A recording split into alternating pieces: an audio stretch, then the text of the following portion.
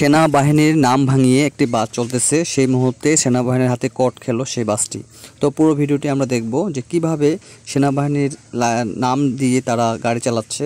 আমরা ড্রাইভারের কাছে পুরোপুরি কথাগুলো শুনবো, আপনার সঙ্গে থাকুন পুরো ভিডিও, তাহলে বুঝতে পারবেন যে তারা কেন এই সেনাবাহিনীর নাম ভেঙে চলতেছে, অন্য নাম দিয়ে চলতে পারতো। তাহলে আমরা শুনি বিস্তারিত। ব্যবহার করেছে এই বিষয়ে একটু কথা বলবো। সেনাবাহিনীর লাগিয়ে কেন চলছিলেন? সেনাবাহিনী কেন লাগিয়েছে? সেনাবাহিনী আনতে গেছিল, আনতে যাইতেছি আমরা, আনতে যাইতেছি। আনতে যাইতেছেন? কোথায় থেকে? আমরা যাবো হইলো ইয়াতে।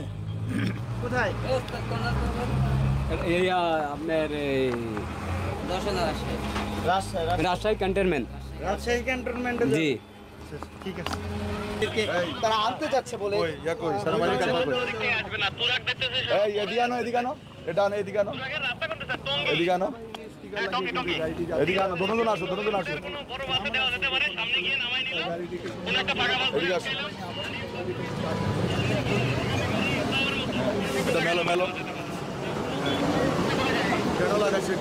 আমরা লোক আনতে যাইতেছি, আপনাকে লোক আনতে যাইতেছি ক্যান্টনমেন্ট থেকে। কোন জায়গা থেকে আনবা? যশোর থেকে, রাজশাহী থেকে, রাজশাহী ক্যান্টনমেন্ট যাবে স্যার। তুমি সামনে হও মামা। কবে আনবেন? ডেট কবে? এই যে এখন সকাল 6টার সময় স্যার ছাড়বে রাজশাহী ক্যান্টনমেন্ট থেকে। হ্যাঁ, চট্টগ্রাম ক্যান্টনমেন্ট যাবে আর কি। কে এখন আমি এটা খালি গাড়ি নিয়ে যাইতেছি স্যার। কন্ট্যাক্ট করছে কি? এই যে আছে, নাম্বার আছে স্যার।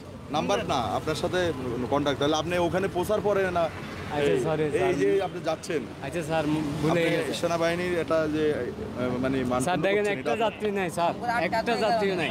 না না, আপনি তো কাজ ঠিক করলেন না। কাজ ঠিক করছেন না স্যার।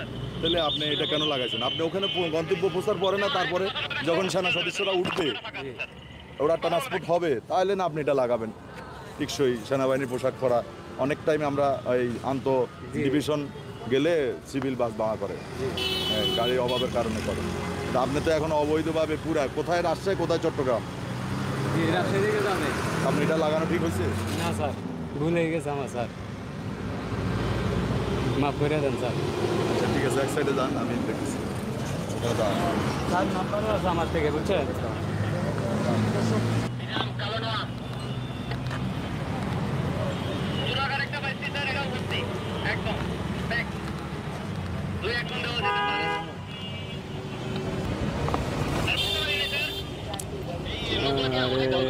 এই নাম্বারটা উঠাও স্যার, নাম্বারটা উঠাও। আমি কল দিছি তো। আরে কে রে লোক এসে? ও কল দিছো? একজনে কল। স্যার হানিফ পাইছি স্যার, এটা রাজশাহী যাচ্ছে স্যার, এটা খালি গাড়ি, এটা একটা কন্ট্রাক্টে যাচ্ছে স্যার। এই গাড়িতে উঠে দিলে হবে, ওদেরকে এই যাত্রীগুলো সব এটাতে উঠে দিলে হবে। স্যার আমরা রাজশাহী যাবো আর কি। এই গাড়িতে নিয়ে আসেন তো আপনার ফোন তো ধরে না। ঠিক আছে তো ভাই, আমি ফোন দিতেছি, আমার তো সেই নম্বর থেকে আমার ফোন দিছে। আমি ফোন দিতে, ফোন তো রিসিভ করলে তো আপনি পুরো লাস্ট টাইম 6টা বাজে সার্ভে কইছে গাড়ি। আজ একটু খাই, একদিন খাই না, আজকের দিনটা খাইতাছি। জি জি, মনে করেন সারা রাত দোকানে থাকতে হয়, এই জন্য স্যার। যতটুকু আছে সুন্দর মতো বের করে দেন, কিছু হবে না। না না, দেখেন আমি যদি থাকতো আমি পুরাটা খুলে দেখাই দেবো, সমস্যা নেই, তাই না? হ্যাঁ দেখি দেখি দেখি। হ্যাঁ যতটুকু আছে বের করে না, কাজ করুন, সমস্যা নেই। হাত উপরে ওনার কাছে। না না, ডেলি নিয়ে যাই না স্যার, এই আজকে এই দিনটাই রাখি। জি জি, হ্যাঁ খাওয়ার জন্য, আনন্দ করার জন্য। কোথা থেকে নিয়ে আসেন? হ্যাঁ আমি এখানে একজন, এখানে একজন দিছে বলতে কোন জায়গা থেকে, কোথা থেকে? এই তেজকুনি বাজারে, তেজকুনি পাড়া থেকে, ওখান থেকে আপনি কন্টিনিউ নিয়ে, মানে মাঝে মধ্যে নিয়ে যান? মাঝে মধ্যে যাই, না লেন। আচ্ছা, ওরা কি গাঁজা ব্যবসা করে? হ্যাঁ, ওখানে আমার নাম জানি না স্যার। আপনি জানেন না? তাহলে আপনি কিভাবে? আমি দোকানের সামনের দিকে যাই আসে, হ্যাঁ ঠিক আছে। হ্যাঁ, আমরা জিজ্ঞাসাবাদ করে সেনাবাহিনী ওখানে যদি যাওয়া পাওয়া যাবে। আমি ডেলি তো আর বলতে পারবো না, আমি যেদিন যাই সেদিনই যাই। মানে আপনি যেদিনে যান সেদিনে ওনাকে ওখানে গিয়ে পান? পাইলে তাহলে নেই, না পাইলে যায়, চলে আসে।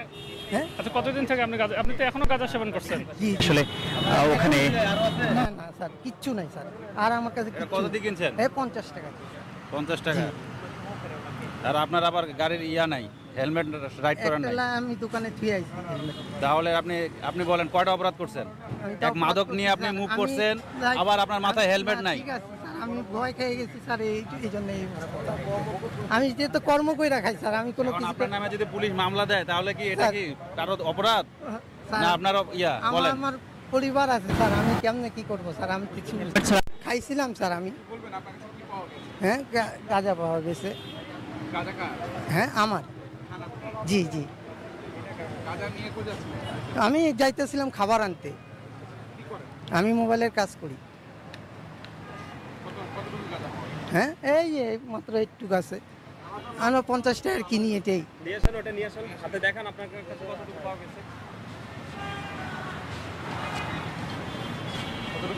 জি জি জি।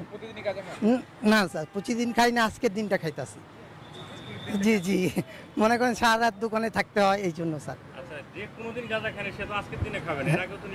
হ্যাঁ খাই, আমরা খাই না কেন, খাই মাঝে মধ্যে খাই নি বন্ধু বান্ধব সবাই মিলে এই।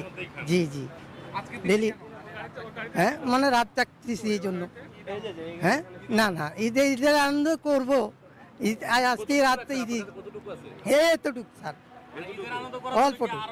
না না আর কোনো নাই, আর কিছু নাই নাই স্যার। আমি মনে করেন কোনো কিছু খারাপ কাজ করি না স্যার, এই খালি কাজে একটু খাই, একটু আছে স্যার, কিছু হবে না। আপনি আমি বিশ্বাস করেন। হ্যাঁ যতটুকু আছে সুন্দর মতো বের করে দেন, কিছু হবে না। না না দেখেন, আমি যদি থাকতো আমি পুরাটা খুলে দেখাই দেবো, সমস্যা নেই, তাই না?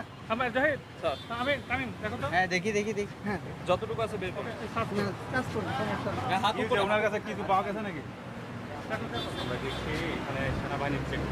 দর্শক আমরা আপনাদেরকে দেখানো দুজন লোক ভদ্র বেশে ভণ্ডামি করতে যাচ্ছিল গাঁজা নিয়ে মোটরসাইকেলে করে, তখন তাদেরকে আটক করে সেনাবাহিনী রাস্তার মাঝে।